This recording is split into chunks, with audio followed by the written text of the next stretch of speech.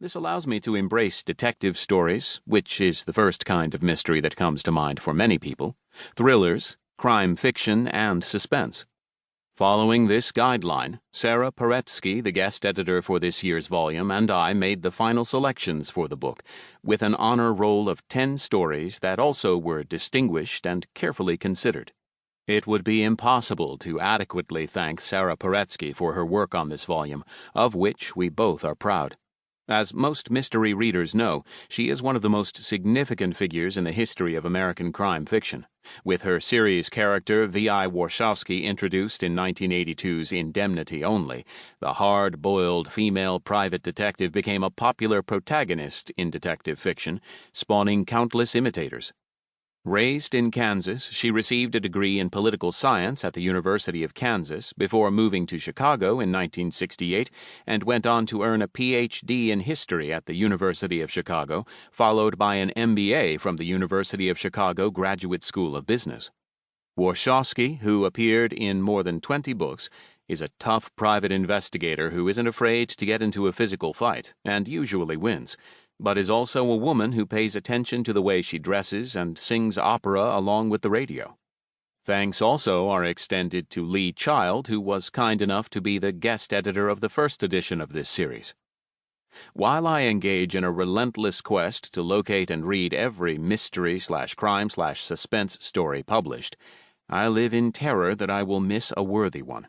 So if you are an author, editor, or publisher, or care about one, please feel free to send a book, magazine, or tear sheet to me, care of the mysterious Bookshop, 58 Warren Street, New York, New York, 10007.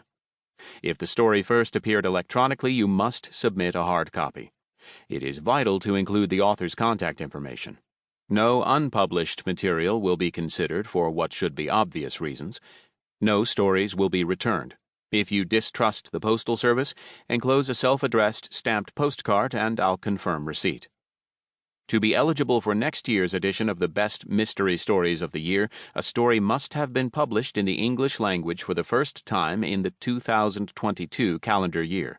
I am being neither arrogant nor whimsical when I state that the absolute firm deadline for me to receive a submission is December 31st, due to the very tight production schedule for the book. Sending submissions early is better than sending them later. If the story arrives one day past the deadline, it will not be read. Sorry. Otto Penzler, February 2022. Introduction. There are 8 million stories in the Naked City, says Mario Ricchetti, one of the assistant DAs in Carolyn Wheat's Dead Man's Thoughts. The protagonist thought differently. I disagreed. There are 8 million clients. I corrected him. There are 3 stories. The lawyers agree and come up with 2. I found it in the street, and he's lying. The assistant DAs are called away by their boss before we learn what the 3rd story was. I've always guessed it was that other person. Several years ago, my dinner partner at a garden party was a psychoanalyst. As we reached the dessert course, he excused himself, stepped away, then came back, leaned over, and said in a low voice, "You are a sociopath. You need help." At the end of the evening, he sought me out and apologized for his comment.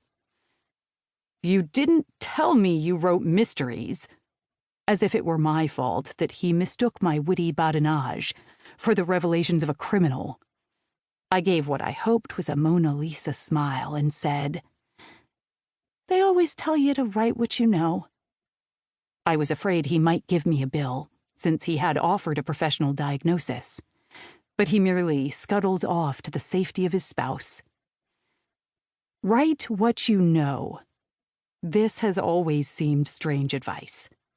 Some crime writers know poisons, guns, rifles, machetes, knives, hacking, fraud, accelerants, telekinesis, forgery. But most of us rely on research and imagination. What good... To keep listening to this audiobook, I've left you a link in the description so you can do it, at no cost thanks to Audible's 30-day free trial.